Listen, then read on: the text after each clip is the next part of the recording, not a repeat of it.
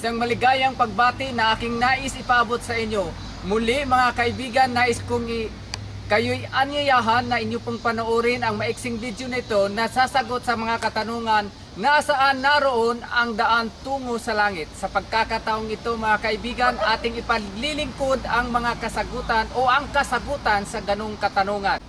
Sa sulat ni Juan sa Kabanata 14, ang mga versikulo na ating paglilingkod ay sa 6 na nagsasabi, ating basahin. Sinabi sa kanya ni Jesus, "Ako ang daan at ang katotohanan at ang buhay.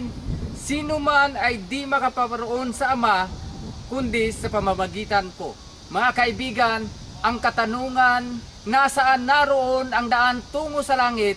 Ito ang kasagutan ng banal na kasulatan, ang Biblia, na kung saan ang daan tungo sa langit walang iba kundi ang ating Panginoong Hesus. Mga kaibigan, maraming mga katanungan o minsan ang ating mga kaisipan ay nagtatanong, saan nga ba ang daan patungo sa langit?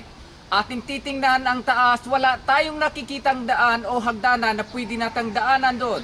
Pero mga kaibigan, ang Biblia ay nagbigay ng pahayag at nagbigay ng liwanag sa bawat isa sa atin na walang ibang daan na patungo sa langit kundi ang ating Panginoong Hesus. Mga kaibigan, lalapit tayo sa ating Panginoong Hesus na siya lamang ang daan tungo sa langit. Maraming salamat sa inyong panonood. Mabuhay kayong lahat hanggang sa susunod.